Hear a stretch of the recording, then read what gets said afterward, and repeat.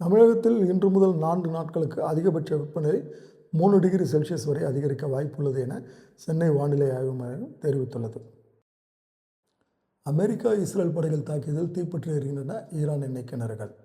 ஈரானின் எரிசக்தி கட்டமைப்பை நேரடியாக குறிவைத்து நடத்தப்பட்ட முதல் பெரிய தாக்குதல் இது. தாக்குதலுக்கு உள்ளான சில எண்ணெய் சேமிப்பு கடங்கள் தீப்பற்றி எரிந்து வருகின்றன.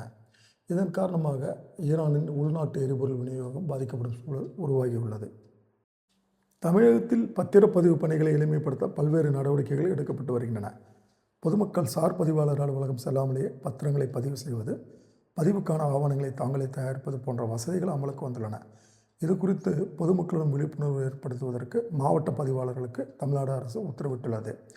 ஆனால் பெரும்பாலான மன்றங்களில் சார் பதிவாளர்களால் இந்த கூட்டம் நடத்தப்படவில்லை என புகார்கள் வரப்பட்டுள்ளது. அரசியல் மாநாட்டுக்கு பெரும் செலவு செய்து ஆட்களை அழைத்து சென்று அமர வைக்கும் பொழுது அவர்கள் நிகழ்ச்சி பாதி நடந்து கொண்டிருக்கும் நிலையிலே வெளியேறிவிடுகின்றனர்.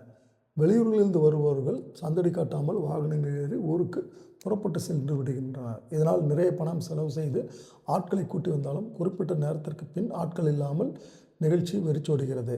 இதை பொதுமக்கள் பலரும் விமர்சிக்கின்றனர். இதை தவிர்க்கும் பொருட்டு திருச்சியில் இன்று நடக்க உள்ள திமுக மாநாட்டில் முதல்வர் ஸ்டாலின் பேசி முடிக்கும் வரை கட்சியினர் கட்டாயமாக தங்கள் இருக்கையில் இருக்க வேண்டும் என திமுக தலைமை கட்சியினருக்கு அறிவுறுத்தியுள்ளது. மேற்கு வங்கத்தில் ஜனாதிபதி திரௌபதி முர்மு பங்கேற்ற நிகழ்ச்சியில் பாதுகாப்பு விதிமீறல்கள் ஏற்பட்டதாக கூறப்படும் சம்பவம் குறித்து விரிவான அறிக்கை தாக்கல் செய்யும்படி அந்த மாநில அரசுக்கு மத்திய அரசு உத்தரவிட்டுள்ளது. குறிப்பாக மாநிலத்திற்கு ஜனாதிபதி வந்தபோது முதல்வர் மம்தா பானர்ஜி, தலைமைச் செயலாளர், போலீஸ் டிஜிபி ஆகியோர் நேரடியாக வரவில்லை. இது ப்ளூ புக் எனப்படும் விதிகளின்படி கடுமையான விதிமீறல் எனவும் மத்திய அரசு தெரிவித்துள்ளது.